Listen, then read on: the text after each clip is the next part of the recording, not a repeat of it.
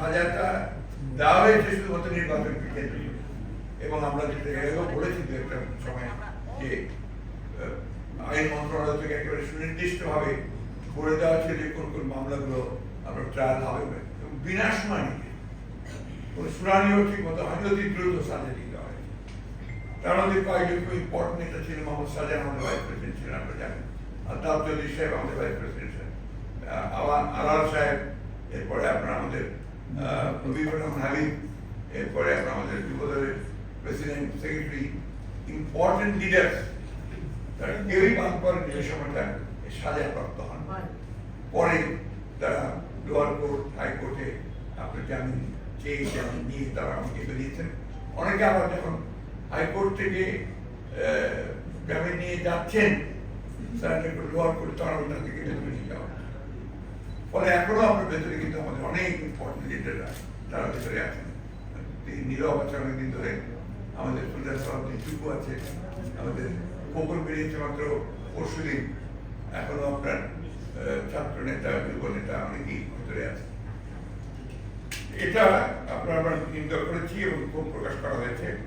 সবাই মনে করে অবৈধ সরকারের সাধারণ নির্বাচন অনুষ্ঠানের মাধ্যমে ক্ষমতাকে নিরঙ্কুশ করার লক্ষ্যে বিরোধী রাজনৈতিক নেতা কর্মীদের সাজা দিয়ে তারা অন্তরীণ করে রাজনীতিকরণের প্রক্রিয়াকে বাস্তবিত করার জন্য বিচার প্রক্রিয়াকে হাতিয়ার হিসেবে ব্যবহার করা হচ্ছে। সম্পূর্ণ মিথ্যা, বানোয়াট, মিথ্যা গায়েবী মামলায় প্রায় 2000 নেতা কর্মীকে কারাগারে পাঠানো হয়েছে চলমান প্রক্রিয়া হিসাবে সাজা প্রদান করছে এবং এটা চলমান প্রক্রিয়া। রিসেন্টলি আপনারা নিশ্চয়ই লক্ষ্য করছেন যে প্রধানমন্ত্রী বলছেন যে খুব দ্রুত সব কেস নিষ্পত্তি করার জন্য আমি নির্দেশ দিয়েছি এবং আপনার চিফ এক্সিকিউটিভ যখন এটার কথা পাবলিকলি বলেন, then it becomes binding on the lower department. সেটা আপনার বিচার বিভাগীয় আর আপনার আইন মন্ত্রণালয়, যার ফলে এখন এটা দ্রুত এই মামলাগুলো তারা নিষ্পত্তি করার চেষ্টা করছে। আমরা যেটা খবর পাচ্ছি যে একটা ট্রাইব্যুনাল তৈরি করা হচ্ছে আবার নতুন করে। অর্থাৎ ইন্টেনশনটা হচ্ছে বিরোধী রাজনীতিদেরকে সকলকেই আপনার কারাগারে বন্ধ করে রাখা এবং তাদেরকে রাজনীতি করতে না দেয়। এটার ফারারিকি ইফেক্ট হচ্ছে বিরোধী দলকে যদি আপনি রাজনীতিকে দূরে সরিয়ে রাখতে পারেন নেতাকর্মীদেরকে, তার একটা যে প্রসেস অফ ডিপলিটিসাইজেশন, রাজনীতি করার যে প্রক্রিয়া, সেটা একটা রূপ পেতে যাচ্ছে। এই জিনিসটা আগে থেকেই বলছি, আমরা খুব আগে থেকেই অভিযোগ করে আসছি যে বর্তমান শাসক গোষ্ঠীর মূল লক্ষ্য হচ্ছে দেশে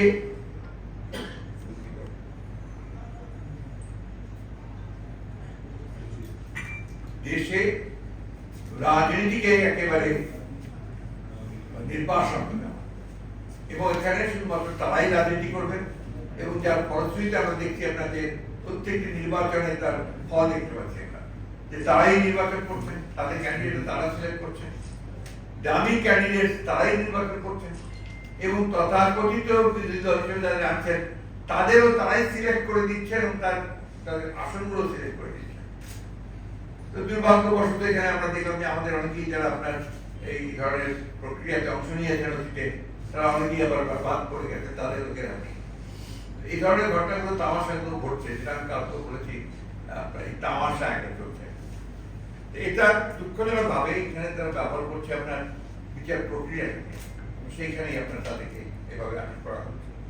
চলমান প্রক্রিয়া হিসাবে সাজা প্রদান করা হচ্ছে। এই সভা অবিলম্বে এই প্রক্রিয়া বন্ধ করে সকল মিথ্যা মামলা প্রত্যাহার, বিচার প্রক্রিয়াকে হাতে সে ব্যবহার বন্ধ করার আহ্বান জানানো হয়। মানুষের তো শেষ আশা ভরসাকে স্থল থাকে, সেই স্থলটা হচ্ছে কিন্তু আমরা বিচার বিভাগ, কোর্ট। সেই কোর্টে যদি আপনার দেখা যায় যে এই সরকার হস্তক্ষেপ করছে এবং তাদেরকে আপনার প্রভাবান্বিত করছে যে তাদের মতো করে আপনার বিচার প্রক্রিয়া করার জন্য, তখন সেখানে সমস্যাগুলো তৈরি হয়। এবং আজকে সত্যি কথা বলতে কি, বাংলাদেশে এই সমস্যাটা হয়ে গেছে সবচেয়ে বড়। অন্যান্য দেশগুলোতে যেখানে এখনো আপনার কিছু কিছু আপনার অথরিটেরিয়ান গভর্নমেন্ট আছে, কিন্তু এখন কিছু কিছু বিচার বিভাগের সাধারণত মিনিমামটুকু হলেও আছে, তারা কিন্তু আপনার সেখান থেকে কিছুটা রিলিফ পায়। এখানে কিন্তু আনফর্চুনেটলি বিরোধী দল কোনো রিলিফ পাচ্ছে। আরেকটি হয়েছে আলোচনা আপনার, যেটা আপনাদের সঙ্গে জড়িত আছে, যে সবাই গভীর উদ্বেগের সঙ্গে সম্প্রতি বাংলাদেশ ব্যাংকে সাংবাদিকদের প্রবেশে নিষেধাজ্ঞা আরোপ করার বিষয়টি নিয়ে আলোচনা হয়। সবাই মনে করে দেশে যে ভয়াবহ সর্বগ্রাসী দুর্নীতি ও অনিয়মের মাধ্যমে সরকারি দলের সমর্থকদের সঙ্গে সম্পৃক্ত ঋণ খেলাপি ও অসাধু ব্যবসায়ীদের স্বার্থ রক্ষার জন্যই এই ধরনের নিষেধাজ্ঞা জারি করা হয়েছে। যেহেতু এই সরকারের কোনো স্তরে কোনো জবাবদিহিতা নেই, সেই হেতু লাগামহীনভাবে ব্যাংক লুট, অর্থ পাচার, জনগণের অর্থ লোপাটের মাধ্যমে একটি বিশেষ গোত্র তৈরি করা হচ্ছে, যেটাকে আমরা অলিগার্কি বলছি, যারা এই অবৈধ সরকারের অবৈধ কর্মকাণ্ডকে আর্থিক সহায়তা প্রদান করছে। সবাই অবৈধ তথ্য প্রবাহে বাধা দানের প্রচেষ্টার তীব্র নিন্দা প্রকাশ করা হয় এবং অবিলম্বে অবৈধ তথ্য প্রবাহ নিশ্চিতের লক্ষ্যে সকল প্রকার অসাংবিধানিক নিষেধাজ্ঞা আইন প্রত্যাহারের দাবি জানানো। আমরা আপনাদের প্রতি এখনো আস্থা দিই, এই জন্য যে এখনো আপনারা, আমরা দেখি মাঝে মাঝে কিছু কিছু নিউজ করেন, প্রতিবেদন করেন, যেটা আপনার গোটা জাতিকেই নাড়া দিয়ে দেয়। অত্যন্ত বড় বড় রাঘব বোয়ালদের সম্পর্কে আপনারা যে সমস্ত নিউজ পিকচার অনেক পত্রিকাগুলোতে আমরা দেখেছি করেন, আমরা টেলিভিশনের মাধ্যমেও দেখেছি, এগুলো কিন্তু আপনার জাতি অত্যন্ত ইতিবাচকভাবে দেখে। সেগুলো থেকে বোঝা যায় যে এখনো আপনাদের সেই ক্ষমতাটা আছে, অর্থাৎ মিডিয়া সেই ক্ষমতা আছে, যে সেখানে তারা একটা ভূমিকা পালন করতে, সেটাকেও তারা বন্ধ করে দিতে চায়। যেহেতু ফিনান্সিয়াল সেক্টরে ফিনান্সিয়াল সেক্টরটাতে আপনার সবচেয়ে বেশি দুর্নীতি চলছে, ব্যাংক বন্ধ হয়ে যাচ্ছে, লুটপাট হয়ে যাচ্ছে সময়। আপনার বাংলাদেশ ব্যাংকে হয়ে যায়, লুটপাট হয়ে যায়, হ্যাকিং হয়, টাকা বের করে নিয়ে চলে যায়, আপনার সোনা আপনার তামাজে পরিণত হয়। এই সমস্ত ঘটনাগুলো বাংলাদেশ ব্যাংকেও করেছে। এই জিনিসটা আপনারাই তুলে ধরেন জনগণের সামনে, সেই কারণে সেটাকেও যেন বন্ধ করা যায়, সেই জন্য তারা এই নিষেধাজ্ঞাটা কতটা নিবর্তনমূলক হলে এই বিষয়গুলো করা যায়, সেই জিনিসটা কিন্তু আমাদেরকে আপনার খেয়াল রাখতে হবে। দ্বিতীয়ত হচ্ছে সবাই অবৈধ তথ্য প্রবাহে বাধাদানের প্রচেষ্টার তীব্র নিন্দা প্রকাশ করা হয় এবং অবিলম্বে অবৈধ তথ্য প্রবাহ নিশ্চিতের লক্ষ্যে সকল প্রকার অসাংবিধানিক নিষেধাজ্ঞা যে আইন বা বিধান তা প্রত্যাহারের দাবি জানানো হয়। এর পরেরটা একটু আপনার ভেরি ইম্পর্টেন্ট অ্যান্ড সেন্সিটিভ, যেটা হচ্ছে যে সবাই সম্প্রতি দেশের সামগ্রিক স্বাস্থ্য ব্যবস্থা ও স্বাস্থ্য সমস্যা নিয়ে আলোচনা হয়। তাতে বলা হয় বাংলাদেশে মোট মৃত্যুর প্রায় 70% ঘটে হার্ট অ্যাটাক, স্ট্রোক কিংবা ডায়াবেটিস সংক্রান্ত বিভিন্ন ধরনের অসংক্রামক রোগে। অথচ এসব রোগ মোকাবেলায় সরকারের অর্থ বরাদ্দের পরিমাণ মাত্র মোট স্বাস্থ্য বাজেটের 4.2%। এর আগে গত মার্চ মাসে সিপিডির একটা রিপোর্টে জনস্বাস্থ্যের এক ভয়ঙ্কর চিত্র ফুটে উঠেছে। রিপোর্টে বলা হয়েছে দেশের প্রায় 13 কোটি মানুষ প্রয়োজনীয় পুষ্টিকর খাদ্য গ্রহণ করতে পারছেন না। গত মার্চ মাসেই বাংলাদেশ নিরাপদ খাদ্য কর্তৃপক্ষ বিএফএস এর শীর্ষ কর্মকর্তা বলেছেন দেশে প্রতি বছর 1,14,000 মানুষ ক্যান্সারে মৃত্যুবরণ করছে। এই ক্যান্সারের মূল কারণ অনিরাপদ খাদ্য। এখন প্রশ্ন হচ্ছে জনস্বাস্থ্য সুরক্ষায় এই অবৈধ সরকারের কি ধরনের ব্যবস্থা নিচ্ছে? জনস্বাস্থ্য নিরাপত্তায় এই সরকার কেন এত উদাসীন? জনস্বাস্থ্য নিরাপত্তা নিশ্চিত করার লক্ষ্যে দেশের নাগরিকদেরকে পুষ্টিকর খাদ্য যোগান দেওয়া, অনিরাপদ খাদ্য সম্পর্কে সচেতন করা সরকারের অন্যতম গুরুত্বপূর্ণ দায়িত্ব। কিন্তু তারা এই দায়িত্বটা পালন করছে না কেন? প্রধানত এখানে তাদের দুর্নীতি জড়িত আছে, এখানে তাদের বিভিন্ন রকম নিজেদের পলিটিক্স জড়িত আছে, তাদের ক্ষমতায় থাকার বিষয়গুলো জড়িত আছে। সবাই মনে করে নিজ নিজ দেশের নাগরিকদের স্বাস্থ্য নিরাপত্তা নিশ্চিত করার ক্ষেত্রে রাষ্ট্র কিংবা রাষ্ট্রসংঘ কি ধরনের গুরুত্বপূর্ণ ভূমিকা রাখতে পারবে, রাখা উচিত। সাম্প্রতিক সময়ে ইউরোপিয়ান ইউনিয়ন ছাড়াও আরো কয়েকটি দেশ এমন একটি উজ্জ্বল দৃষ্টান্ত স্থাপন করেছে। ইউরোপিয়ান ইউনিয়নের খাদ্য নিরাপত্তা নিয়ে কাজ করা সংস্থা rapid alert system for food and feed RFFF গত এপ্রিল মাসের শেষ সপ্তাহে প্রকাশিত একটি রিপোর্টে বলেছে ইউরোপিয়ান ইউনিয়নে রপ্তানি করা 527টি ভারতীয় পণ্যে ক্যান্সার উপযোগী উপাদান পেয়েছে ইউরোপীয় ইউনিয়ন। 2020 সালের সেপ্টেম্বর থেকে 2024 সালের এপ্রিল মাস পর্যন্ত এই সময়ের মধ্যে পরীক্ষা নিরীক্ষার পর আর এসএফএফ জানিয়েছে 527টি পণ্যের মধ্যে 332টি খাবার পণ্যের উৎস ভারতে।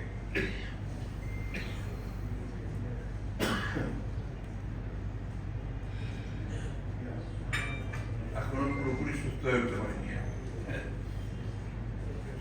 বাকি পণ্যগুলো সরাসরি ভারতে না হলেও সেগুলিতে ভারতের ট্যাগ ব্যবহার করা হচ্ছে। এসব ভোগ্য পণ্যের মধ্যে রয়েছে বাদাম, তিল, বীজ, ভেষজ মশলা, ডায়াবেটিস জাতীয় খাবার। এ সকল পণ্যের মধ্যে ক্যান্সার সৃষ্টিকারী উপাদান ইথিলিয়াম অক্সাইড শনাক্ত করা। এই রাসায়নিক উপাদান মানবদেহে প্রবেশ করলে ক্যান্সার আক্রান্তের পাশাপাশি লিম্ফোমা ও লিউকেমিয়ার ঝুঁকিও রয়েছে। এই রিপোর্ট প্রকাশের পর ভারতের 87টি পণ্যের চালান ইউরোপিয়ান ইউনিয়নভুক্ত দেশগুলোতে ঢুকতে দেওয়া হচ্ছে না। আন্তর্জাতিক সংবাদ সংস্থা রয়টার্স, ভারতের ডেকান হেরাল্ড, ইন্ডিয়ান এক্সপ্রেস সহ দেশ বিদেশের বিভিন্ন গণমাধ্যমে জনস্বাস্থ্যের সঙ্গে সম্পর্কিত গুরুত্বপূর্ণ এই তথ্যটি প্রকাশিত হয়েছে। সবাই বলা হয় 527টি পণ্য সম্পর্কে খোদ ভারতীয় প্রতিষ্ঠান রামাইয়া অ্যাডভান্স টেস্টিং ল্যাবের chief operating officer Zubeen George Joseph বলেছেন, এসব পণ্যে ইথিলিন অক্সাইড ছাড়াও আরো 2টি রাসায়নিক বিষাক্ত উপাদান পাওয়া গেছে, যার মধ্যে সবচেয়ে বেশি বিপজ্জনক হল ইথিলিন গ্লাইকোল, যেটি মূলত কাশির সিরাপে ব্যবহার করা হয়। এর ফলে শিশুদের মৃত্যু পর্যন্ত হতে পারে। এমন পরিস্থিতিতে জুবিন জর্জ জোসেফ পরামর্শ দিয়ে বলেছেন, প্রতিটি দেশের উচিত নিজ নিজ দেশে আমদানি পণ্য পৌঁছার পর পণ্যের নিরাপত্তা মান পরীক্ষা করা। আমদানি করা পণ্য পৌঁছা দেশে সংশ্লিষ্ট দেশে পৌঁছা মাত্রই জনগণের প্রয়োজন বাজারে পাঠিয়ে দেওয়া উচিত নয়। কারণ এর আগেও 2022 ও 23 সালে 121টি ভারতীয় পণ্য মানবদের জন্য ক্ষতিকারক হিসেবে চিহ্নিত করা হয়েছে। তারপরেও পণ্যের উৎস দেশটি এই পণ্যগুলো ঝুঁকিমুক্ত করার জন্য কোনো উপযুক্ত ব্যবস্থা গ্রহণ করেনি। ইতিমধ্যেই অনেকেই জানেন কিংবা দেখেছেন যে গত 23 এপ্রিল ব্রিটিশ বার্তা সংস্থা রয়টার্সের এক রিপোর্টে বলা হয়েছে, হংকং সিঙ্গাপুর তাদের দেশে ভারতীয় কোম্পানি এমডিএইচ ও এভারেস্ট স্পাইসের গুঁড়া মশলা বিক্রির উপর নিষেধাজ্ঞা আরোপ করেছে। এমনকি দেশটিতে পরীক্ষার আগে ঢুকে পড়া মাছ রান্নায় ব্যবহৃত এমডিএইচ এর 3 ধরনের গুঁড়া মশলা ও এভারেস্টের একটি গুঁড়া মশলার বিক্রি স্থগিত করেছে। সিঙ্গাপুর দেশটি বাজার থেকে এভারেস্টের গুঁড়া মশলা প্রত্যাহার করার নির্দেশ দিয়েছে। হংকং ভারতীয় 2 কোম্পানির গুঁড়া মশলায় ক্যান্সার সৃষ্টিকারী রাসায়নিক ইথিলিন অক্সাইড শনাক্ত করার পর দেশ দুটি এই সিদ্ধান্ত নিয়েছে। এমন পরিস্থিতিতে সবাই মনে করে জনগণের স্বাস্থ্য নিরাপত্তা নিশ্চিত করতে বাংলাদেশের উচিত দেশে আমদানি করা প্রতিটি পণ্য বাজারে ছাড়ার আগে যথাযথভাবে পরীক্ষা নিরীক্ষা পণ্যের মান যাচাই করে দেয়া। বাংলাদেশ নিরাপদ খাদ্য কর্তৃপক্ষ বিএফএসএ কিংবা সংশ্লিষ্ট দায়িত্বশীল প্রতিষ্ঠানগুলোর পরীক্ষা নিরীক্ষা ছাড়া বিদেশ থেকে আমদানি করা পণ্য বাজারে ছাড়া উচিত নয়। দেশের নাগরিকদের স্বাস্থ্য সুরক্ষাকে অগ্রাধিকার দিয়ে বর্তমান দামেদার সরকার আমদানি করা খাদ্যপণ্য যথাযথভাবে পরীক্ষা নিরীক্ষা করবে কিনা এই ব্যাপারে জনগণ যথেষ্ট সন্দিহান। সুতরাং আমদানি করা পণ্য যথাযথভাবে পরীক্ষা নিরীক্ষার ব্যাপারে নিশ্চিত না হওয়া গেলে প্রতিটি নাগরিককে নিজের এবং নিজেদের পরিবারের সদস্যদের স্বাস্থ্য রক্ষায় নিজ উদ্যোগেই সতর্কতা অবলম্বন করা উচিত। স্বাস্থ্য নিরাপত্তাকে অগ্রাধিকার দিয়ে আমদানি করে বাজারে ছেড়ে ক্যান্সারের উপাদানযুক্ত সকল পণ্য পরিহার করা উচিত। জলবায়ু তহবিলের টাকা লোপাটকারী দামেদার সরকারের উপর ভরসা না করে নিজেই নিজের সাধ্য মতো নিজের পরিবারের স্বাস্থ্য রক্ষায় সক্রিয় ভূমিকা রাখতে হবে। সবাই মনে করে সকলের মান রাখা প্রয়োজন। 7 এপ্রিল বিশ্ব স্বাস্থ্য দিবসের এবারে স্লোগান ছিল, আমার স্বাস্থ্য আমার অধিকার। শিক্ষা, স্বাস্থ্য, সামাজিক উন্নয়ন সম্পর্কিত বিষয়গুলো সম্পর্কে আরো বেশি সতর্ক না হলে শুধু বর্তমান প্রজন্মই নয়, ভবিষ্যৎ প্রজন্মকে আরো বিপর্যয়কর পরিস্থিতি মোকাবেলা করতে হবে।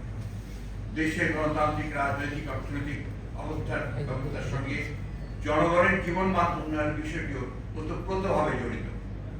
সড়ক, ব্রিজ, কালভার্ট নির্মাণ তথা অবকাঠামো উন্নয়ন এগুলো কোনো একটা দেশের যে কোনো একটি গণতান্ত্রিক সরকার একটা রুটিন ওয়ার্ক। তবে গণতান্ত্রিক অগণতান্ত্রিক সরকার এসব তথাকথিত উন্নয়ন হিসেবে প্রচার করে জনগণের অন্য সকল অধিকারকে অবজ্ঞা করছে। কেবলমাত্র আর্থিক এবং অবকাঠামোগত ফাঁপা উন্নয়ন রাষ্ট্র বা সমাজের উন্নয়নের মাপকাঠি হতে পারে না। জীবন মান তথা স্বাস্থ্য ব্যবস্থা, সামাজিক এবং নৈতিকতার মূল্যবোধের উন্নয়ন ছাড়া কোনো উন্নয়নই টেকসই হতে পারে না। সুতরাং তথাকথিত উন্নয়নের দোহাই দিয়ে যে রাষ্ট্র ব্যবস্থায় নৈতিকতা ও মূল্যবোধকে বিসর্জন দেওয়া হয়, জনগণের কাছে সেটি উন্নত রাষ্ট্র হিসেবে বিবেচিত হয় না। মনে রাখা প্রয়োজন, জীবন এবং জীবিকার দ্বন্দ্বে জীবিকার কাছে যেন জীবন হেরে না যায়। যেমন একটি বৈষম্যহীন গণতান্ত্রিক রাষ্ট্র এবং সমাজ বিনির্মাণের লক্ষ্যে চলমান আন্দোলন এবং জনগণের এই আকাঙ্ক্ষা বাস্তবে না পর্যন্ত বিএনপির এই আন্দোলন অব্যাহত থাকবে। সবার শেষে সকলকে ধন্যবাদ জানিয়ে